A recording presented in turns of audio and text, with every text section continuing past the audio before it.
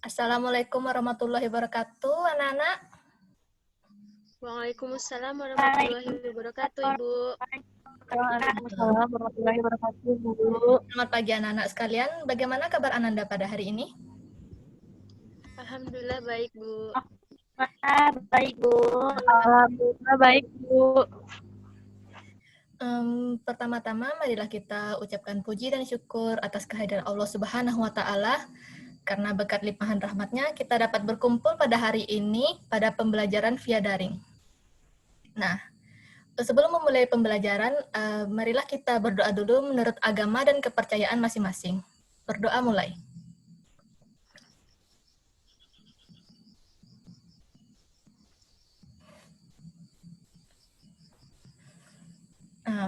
Baiklah. Sebelumnya kita akan mengabsen dulu. Dimulai dari Indi Ciaminofrita, Hadir, Bu. Wega Deska Putri. Hadir, Bu. Baik, dan terakhir yaitu Novica Ashari. Hadir, Bu. Alhamdulillah semuanya sudah hadir pada hari ini, bagus sekali. Nah, baiklah. Pada pembelajaran hari ini kita akan membahas yaitu tentang sistem reproduksi manusia. Untuk pembelajaran ini Ibu sudah menyiapkan PPT.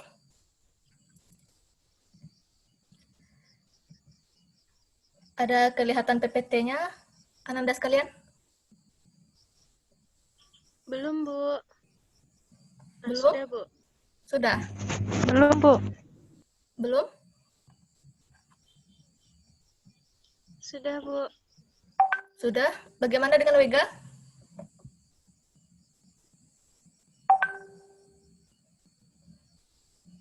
Baiklah Ibu anggap saja semuanya sudah ya. Nah, hari ini kita akan mempelajari tentang sistem reproduksi pada manusia. Ibu akan membahas dulu, cakupan materi kita hari ini akan membahas mengenai organ-organ pada reproduksi manusia, lalu tentang pembelahan sel gamet atau oogenesis, tentang fertilisasi, hingga tentang kehamilan. Nah, sistem reproduksi pada manusia. Sistem reproduksi ini adalah serangkaian dari organ-organ reproduksi manusia yang bekerja sama untuk menghasilkan sel gamet. Sistem reproduksi pada manusia ini sedikit berbeda dengan sistem organ lainnya. Hal ini dikarenakan terdapat diferensiasi atau perbedaan yang jelas antara sistem reproduksi pada wanita dan pria. Sistem reproduksi ini bertugas untuk menghasilkan sel gamet. Ketika sel gamet wanita dan pria digabungkan, maka akan membentuk suatu individu baru. Dari sana dapat disimpulkan bahwa sistem reproduksi ini bertujuan untuk menghasilkan keturunan dan mempertahankan spesies. Baiklah, pembahasan kita yang pertama yaitu mengenai organ reproduksi manusia. Nah, organ reproduksi manusia ini ada organ reproduksi pria dan wanita. Yang pertama itu kita akan membahas organ reproduksi pria. Berdasarkan letaknya, organ reproduksi pria ini terdiri atas organ luar dan organ dalam. Sesuai namanya, organ luar yaitu organ yang tampak di luar tubuh, dan organ dalam yaitu organ yang tidak dapat dilihat di luar tubuh. Untuk organ luar, pada pria terdiri atas dua, yaitu skrotum dan penis. Skrotum yaitu kantong pelir, yaitu berupa kantong longgar dari kulit, fasia, selaput pembungkus otot, dan otot polos. Skrotum ini berjumlah sepasang dan dipisahkan oleh septum internal. Setiap skrotum berisi satu testis. Nah, pada fasia skrotum ini mengandung otot dartos. Otot dartos ini mampu berkontraksi membentuk kerutan sebagai respon terhadap udara dingin dan rangsangan seksual. Skrotum juga mengandung otot kremaster yang berfungsi mengatur suhu lingkungan testis beberapa derajat lebih rendah daripada suhu tubuh. Nah, pada gambar ini dapat dilihat skrotum terletak di sini dan mengelilingi testis. Yang kedua yaitu penis. Penis berfungsi sebagai organ kopulasi, serta tempat pengeluaran urin dan semen. Kulit penis ini tidak berambut, kecuali di bagian di dekat organ. Penis terdiri dari 3 bagian, yaitu gland penis, badan penis, dan akar. Selanjutnya yaitu organ dalam. Organ dalam pada sistem reproduksi pria terdiri dari saluran reproduksi dan kelenjar reproduksi. Untuk saluran reproduksi terbagi atas beberapa bagian. Yang pertama yaitu epididymis. Epididymis yaitu saluran-saluran yang lebih kecil dari vas deferens. Bentuknya berliku-liku dengan panjang sekitar 4-6 cm. Letaknya yaitu di belakang testis. Mana ya? Nah, di sini. Epididymis ini berfungsi sebagai tempat pematangan sperma. Nah, otot polos dinding saluran ini akan berkontraksi dan mendorong sperma masuk ke dalam vas deferens. Yang sebelumnya itu saluran vas deferens berupa saluran lurus kelanjutan epididymis yang meninggalkan skrotum hingga ke rongga perut. Nah, saluran ini memanjang melalui skrotum hingga ke kanalis inguinalis menuju ke kantong semen atau vesikula seminalis. Mana dia? Vesikula seminalis. Nah, di bagian sini. Memanjang dari atas ini sampai sini. Nah, selanjutnya yaitu saluran ejakulasi atau ductus ejaculatorius. Merupakan saluran pendek yang menerima sperma dari vas deferens dan menyalurkannya ke vesikula seminalis. Nah, yang terakhir yaitu uretra. Uretra yaitu saluran kelamin dari kantung semen dan sekaligus merupakan saluran urin dari kandung kemih hingga ke ujung penis. Nah, jika ditunjuk maka dimulai dari sini sampai ke ujung penis. Selanjutnya yaitu kelenjar aksesori. Nah, kelenjar aksesori ini terdiri dari yang pertama yaitu vesikula seminalis. Vesikula seminalis ini berupa kantung berkelok-kelok yang bermuara ke ductus ejaculatorius dan menghasilkan cairan basah kaya fruktosa untuk menutrisi sperma. Baiklah, vesikula seminalis. Nah, di bagian sini vesikula seminalis. Nah, yang kedua yaitu kelenjar prostat. Kelenjar prostat ini terletak di bawah kandung kemih, menghasilkan cairan basah yang dapat meningkatkan mortalitas sperma. Kelenjar prostat ini menyelubungi uretra di bagian atas. Nah, mana dia? Nah, ini. Ini kelenjar prostat dan ini saluran uretra yang dikelilinginya. Selanjutnya yaitu kelenjar Cowper atau bulbouretral. Bulbouretral ini berbentuk seperti kacang polong yang menghasilkan cairan basah yang mengandung mukus sebagai pelumas. Nah, disinilah letaknya bulbouretral gland atau kelenjar Cowper. Baiklah, kita akan lanjut ke organ yang selanjutnya, yaitu organ reproduksi wanita. Sama seperti organ reproduksi pria, organ ini juga terbagi atas organ luar dan organ dalam. Nah, pada organ luar, yang pertama yaitu vulva. Vulva atau pupendum merupakan organ genitalia luar yang terdiri dari beberapa bagian. Yang pertama yaitu mons pubis. Mons pubis ini berupa bantal jaringan lemak berkulit. Nah, di sinilah letaknya mons pubis. Nah, yang kedua yaitu labia mayor. Labia mayor itu lipatan kulit longitudinal. Lipatan kulit longitudinal ini memanjang dari mons pubis menuju ke perineum di dekat anus. Nah, berarti di sekitar sini. Ini disebut labia mayor. Baik mons pubis maupun labia mayor akan ditumbuhi rambut setelah seorang perempuan mengalami pubertas. Selanjutnya itu labia minor atau bibir kecil. Labia minor ini berupa 2 lipatan kulit di antara kedua labia mayor dan tidak ditutupi oleh rambut.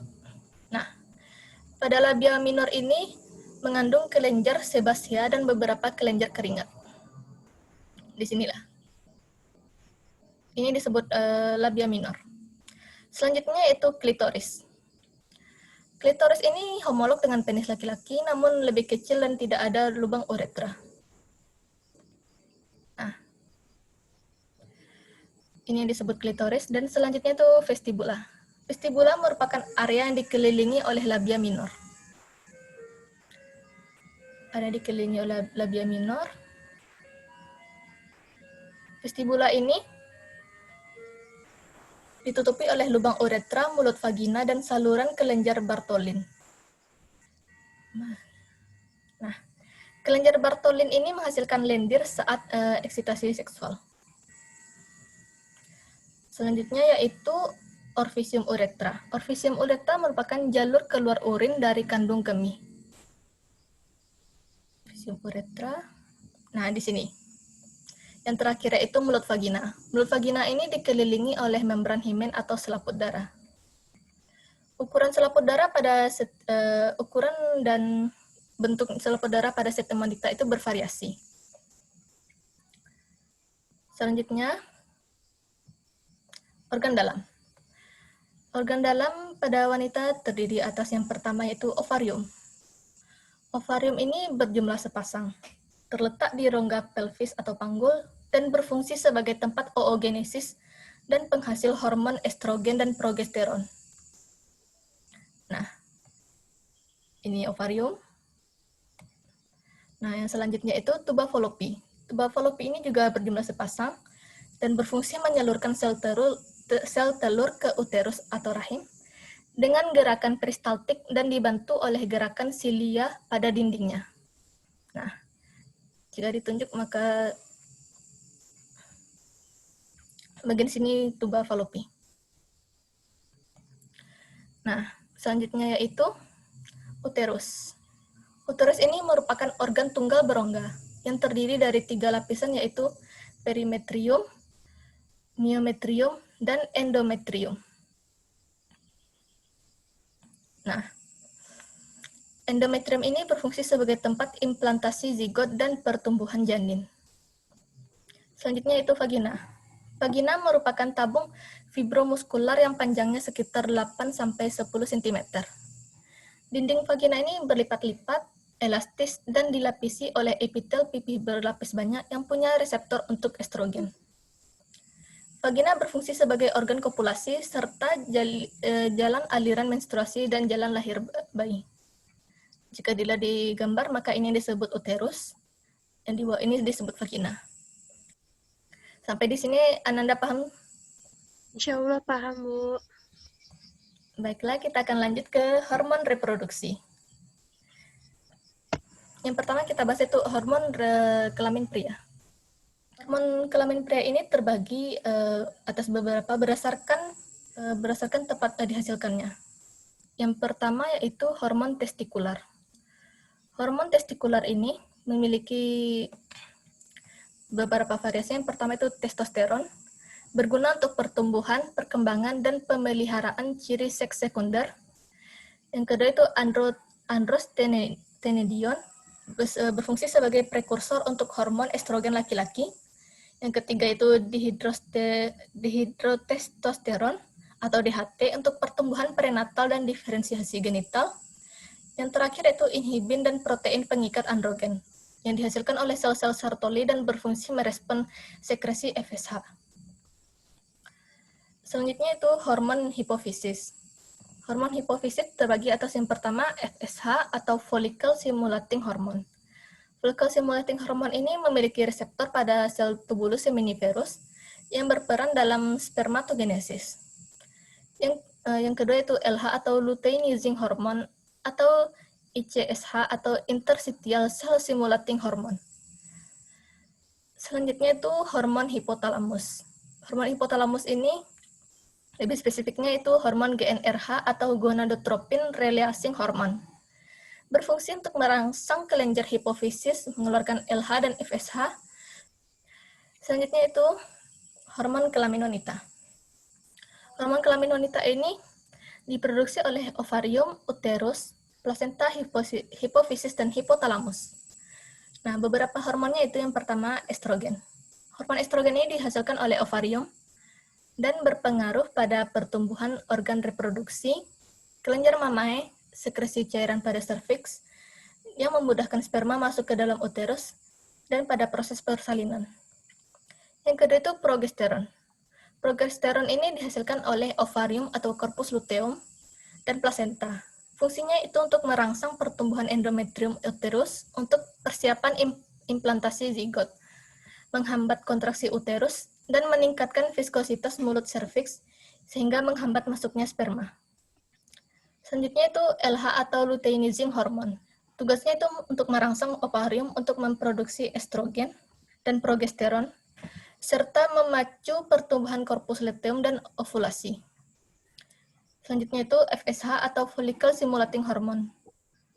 Ia juga berfungsi untuk merangsang ovarium untuk memproduksi estrogen dan progesteron, dan fungsi lainnya itu untuk memacu pertumbuhan dan perkembangan folikel sel telur. Selanjutnya itu GnRH atau gonadotropin releasing hormone, bertugas merangsang hipofisis untuk menyekresi LH dan FSH. HCG atau human chorionic gonadotropin berfungsi mempertahankan produksi progesteron dan estrogen oleh ovarium. Laktogen plasenta berfungsi merangsang pertumbuhan kelenjar mamae untuk persiapan laktasi dan menyediakan energi bagi ibu hamil. Tirotropin chorionik meningkatkan laju metabolisme pada ibu hamil. Selanjutnya ada relaksasi. Baiklah, untuk selanjutnya kita akan membahas tentang gametogenesis. Nah, gametogenesis ini merupakan proses pembentukan sel gamet baik pada organ reproduksi pria ataupun wanita. Yang pertama kita bahas yaitu oogenesis atau pembentukan sel gamet pada wanita. Oogenesis pada wanita ini terdiri atas 3 tahap. Yang pertama itu oogenesis pralahir. Pada oogenesis pralahir ini, oogonium yang berjumlah diploid berproliferasi melalui pembelahan mitosis, sehingga menghasilkan 6-7 juta oosit primer yang diploid.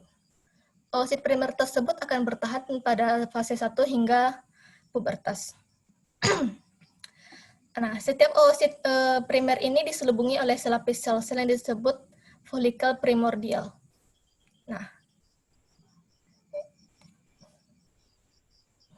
Nah, di sini dapat kita lihat folikel primordial.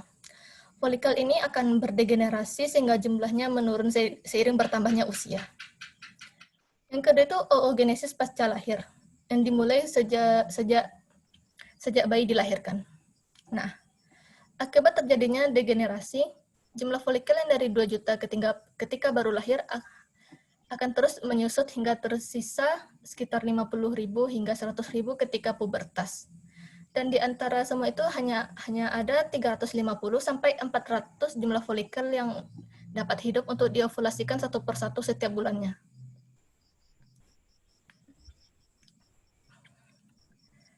Nah, selanjutnya yaitu oogenesis pasca pubertas yang dimulai sejak seorang perempuan puber.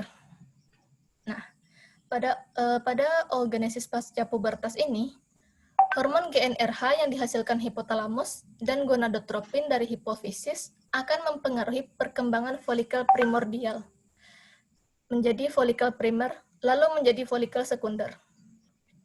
Nah, dapat dilihat dari sini dari folikel primer berkembang terus menjadi folikel dewasa atau folikel sekunder.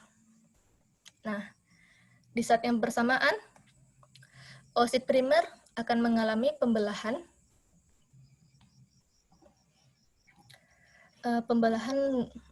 pada metafase meiosis 2 dan terhenti. Nah, proses pembelahan meiosis 1. Pada pembelahan proses meiosis 1 ini, oosit primer akan menghasilkan yaitu satu oosit sekunder yang berjumlah haploid, serta badan polar yang pertama yang juga haploid. Nah, selanjutnya, oosit sekunder ini mengalami metafase meiosis 2 dan terhenti. Fase ini akan terhenti untuk sementara. Nah, di saat berhenti ini, oosit sekunder ini akan membebaskan diri dari sel-sel yang mengelilinginya dan terdorong keluar dari ovarium. Nah, seperti di gambar berikut. Peristiwa ini yang disebut ovulasi. Nah, setelah terjadinya ovulasi ini, selanjutnya Ada dua kemungkinan. Yang pertama yaitu ketika oosit sekunder ini dibuahi oleh sperma. Tahap pembelahannya ini akan berlanjut menghasilkan ootit yang haploid dan badan polar 2 yang juga haploid. Yang diploid. Haploid. Maafan Anda. Sementara jika oositnya tidak dibuahi, maka akan terjadi disintegrasi atau pecah. Setelah oosit ini keluar, maka folikel akan berubah menjadi korpus luteum. Selanjutnya yaitu spermatogenesis atau pembentukan sel gamet pada pria. Berbeda pada wanita yang tahapannya terdiri dari tahapan pralahir, pasca lahir, dan hingga pasca pubertas, maka spermatogenesis ini hanya baru dimulai ketika seorang laki-laki sudah mengalami pubertas dan akan terus berlangsung sepanjang hidupnya. Tidak mengalami menopause layaknya wanita. Nah, tahapannya bisa kita lihat yang pertama itu mitosis. Nah, pada mitosis ini, spermatogonium yang berkromosom diploid atau 2N akan berproliferasi melalui pembelahan mitosis dan berdiferensiasi menjadi spermatosit primer yang berjumlah haploid. Nah, selanjutnya yaitu meiosis. Setiap spermatosit primer yang berjumlah diploid ini akan membelah pada meiosis 1, membentuk 2 spermatid sekunder yang berjumlah haploid. Nah, yang kemudian membelah juga pada meiosis 2 menjadi 4 spermatid yang juga haploid. Nah, setelah terbentuk 4 spermatid ini, maka spermatid ini akan mengalami maturasi atau pematangan menjadi spermatozoid yang berkromosom haploid. Ini yang kita sebut dengan sperma. Nah, selanjutnya itu spermiasi. Spermiasi itu pelepasan dari sperma dewasa ke lumen tubulus seminiferus menuju tubulus recti, anyaman saluran testis, dan ductus efferent. Selanjutnya itu fertilisasi. Fertilisasi atau yang disebut juga pembuahan. Nah, fertilisasi ini merupakan proses penyatuan sperma dengan oosit sekunder untuk membentuk zigot. Zigot ini merupakan sel diploid dengan jumlah kromosom dengan kromosom total yang berasal dari ibu dan ayah. Berjumlah 23 akrosom dengan sepasang X atau XY. Nah, sekitar 250-400 juta sperma masuk ke dalam vagina melalui ejakulasi semen laki-laki. Nah, akrosom sperma ini akan melepaskan enzim hidrolitik untuk menembus sel corona radiata dan zona pellucida oosit. Kemudian zona pellucida ini akan menjadi kebal. Nah, dikarenakan dia menjadi kebal itulah, maka tidak ada sperma lain yang dapat masuk ke dalam sel telur. Selanjutnya yaitu, kehamilan atau gestasi. Kehamilan ini merupakan lanjutan dari fertilisasi. Kehamilan ini meliputi pertumbuhan embrio menjadi janin hingga kelahiran bayi. Nah, lama kehamilan ini yaitu 266 hari atau 38 minggu. Terhitung dari saat terjadinya fertilisasi hingga kelahiran. Nah, misalnya jika siklus menstruasinya dihitung 28 hari, maka partus terjadi pada hari ke-288. Sekitar 40 minggu atau 9 bulan kalender, dan akan ditandai sebagai hari kelahiran. Nah, setelah zigot terbentuk, zigot akan langsung membelah diri menjadi 2, 4, 8, 16 sel, dan seterusnya. Nah, hasil pembelahan ini berupa sekelompok sel dengan ukuran yang sama, mirip buah arbe yang disebut morula. Di sini dapat kita lihat pembelahannya dari sel tunggal pada hari pertama, hari kedua menjadi 2 sel, hari ketiga menjadi 4 sel, hari keempat menjadi 16 sel, dan seterusnya. Nah, morula ini akan terus membelah sampai terbentuk blastosit. Nah, tahapan ini disebut blastula. Rongga di dalam blastula disebut blastosol. Sel-sel blastosit bagian luar atau tropoblast akan membentuk tunjulan-tunjulan ke arah endometrium menghasilkan enzim proteolitik yang mengikis sel-sel endometrium dan pembuluh darah, membantu implantasi, serta membentuk plasenta atau ari-ari dan membran yang membungkus embrio. Proses pertumbuhan dan perkembangan janin. Proses pertumbuhan dan perkembangan janin ini terjadi secara bertahap mulai dari usia beberapa minggu hingga usia 9 bulan. Nah, dimulai dari usia 4 minggu, embrio ini mulai membentuk mata, tangan, dan kaki. Pada usia 6 minggu, embrio sudah berukuran 1,5 cm. Otak, mata, telinga, dan jantungnya pun sudah mulai berkembang. Tangan dan kaki berserta jari-jarinya mulai terbentuk. Pada usia 8 minggu, embrio sudah memiliki organ yang lengkap, dan embrio pun berubah menjadi janin atau fetus. Nah, dihitung mulai dari bulan keempat, terbentuk karakteristik wajah, rambut, alis, dan tangan. Selanjutnya itu pada bulan kelima. Pertumbuhannya awalnya pesat pun kemudian melambat. Pada saat ini sudah terbentuk tangan dan kaki, kulit ditutupi rambut halus, serta dilapisi campuran sebum dan sel epidermis yang mati. Selanjutnya itu bulan ke-6 sampai 8. Terjadi penyempurnaan lanjut. Semua indranya sudah mulai berfungsi. Nah, selanjutnya itu pada bulan ke-9. Panjang janin pada bulan ke-9 ini sekitar 50 cm dan bobotnya sudah sekitar 3,25 kg. Kepalanya yang awalnya berada di atas telah berpindah posisi ke arah serviks. Nah, sekitar pada usia 9 bulan 10 hari, bayi pun akan siap untuk dilahirkan. Sekian penyampaian materi Ibu. Nah, sebelumnya kan Ibu sudah memberikan LKPD pada minggu sebelumnya mengenai sistem reproduksi ini. Apakah Anda semua sudah mengerjakannya?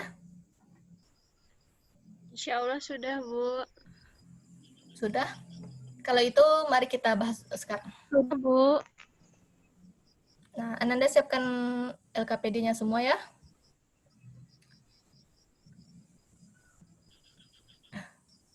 Ibu akan tampilkan LKPD-nya. Apakah sudah terlihat oleh Ananda semua LKPD-nya? Sudah, Bu.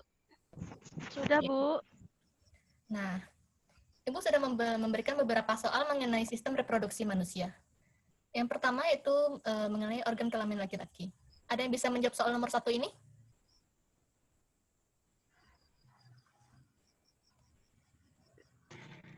Saya, Bu. Vica, Bu. Oke, kepada Novica Asari dipersilahkan. Silakan Ananda. Baiklah, Bu. Saya Nafita Asari akan mencoba menjelaskan jawaban dari LKPD yang saya buat, yaitu untuk gambar yang pertama, itu namanya tempat diproduksinya sperma normal. Testis juga berfungsi untuk memproduksi hormon testosteron yang merupakan hormon penghasil sperma.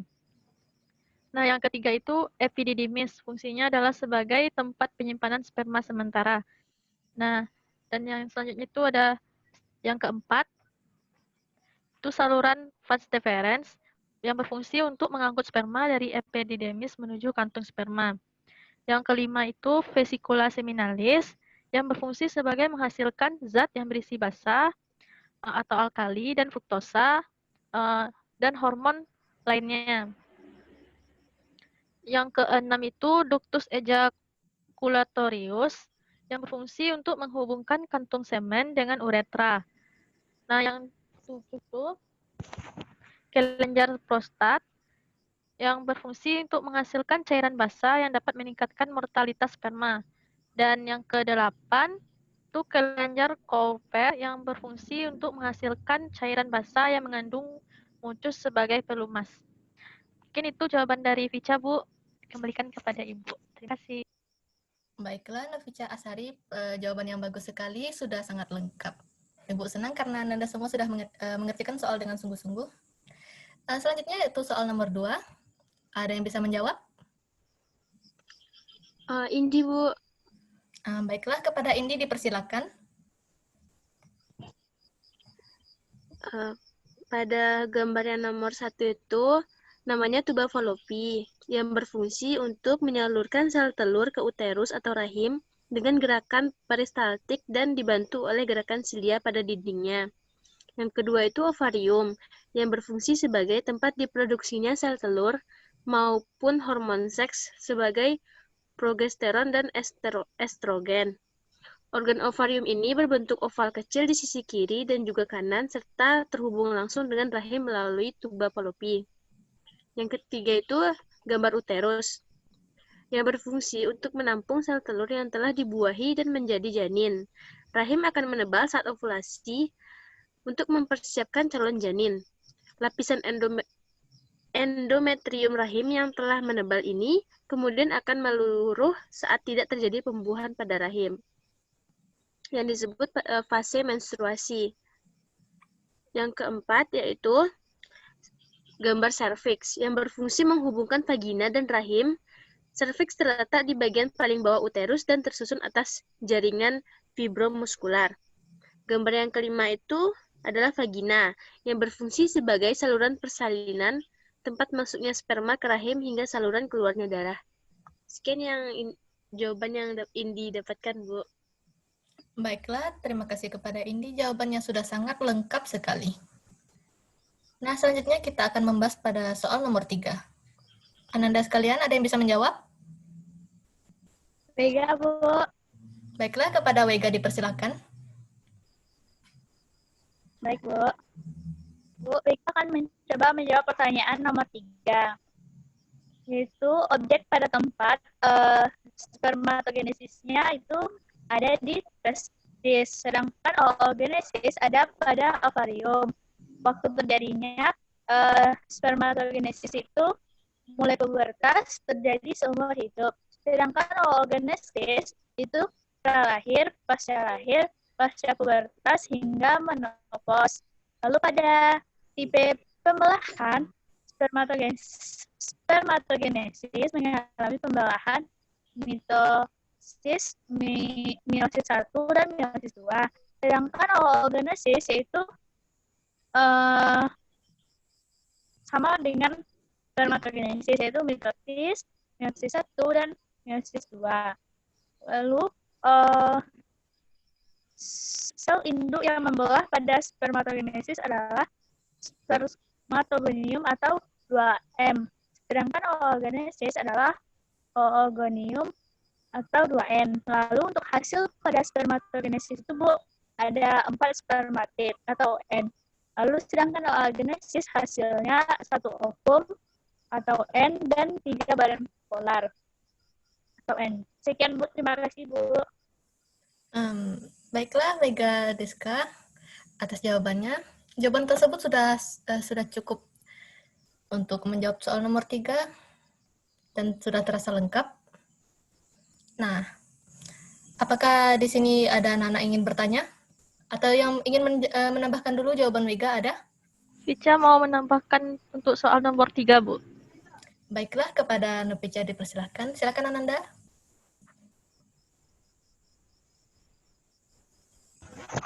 Baiklah, Bu, saya akan mencoba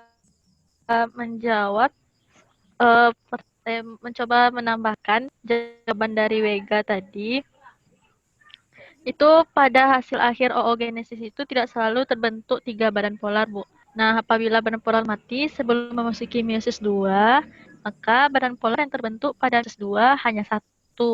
Sementara jika badan polar pada meiosis 1 masih hidup, maka badan polar tersebut juga akan membentuk 2 badan polar bersamaan dengan oosit sekunder yang menghasilkan 1 badan polar tersebut, Bu.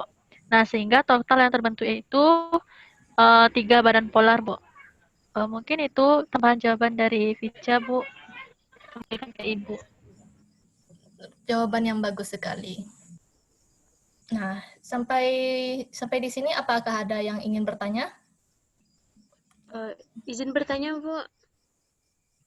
Baiklah, silakan kepada Indi.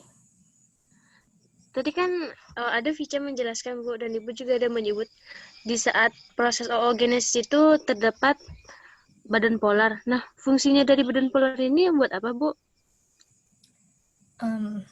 Baiklah, Indi.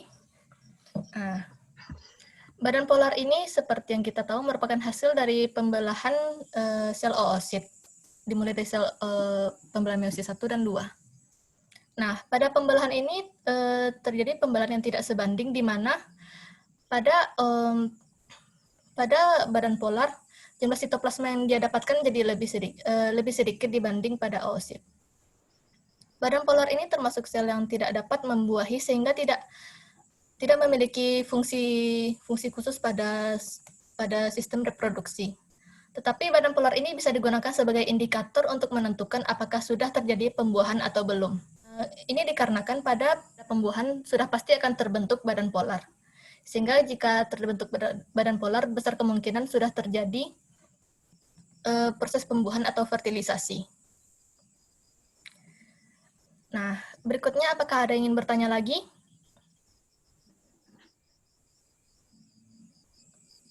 Apakah Ananda semua sudah merasa paham? Insya Allah sudah paham, Bu. Alhamdulillahirrahmanirrahim. Paham, Bu, insya Allah. Alhamdulillahirrahmanirrahim. Marilah, baiklah kita sudah sampai ke penghujung pembelajaran kita. Ibu akan berpesan sebelumnya kepada Ananda untuk mengulang-ulangi lagi materi ini. Karena materi ini merupakan materi yang sering sekali masuk dalam ujian. Entah itu ujian semester, ujian akhir sekolah, dan semacamnya.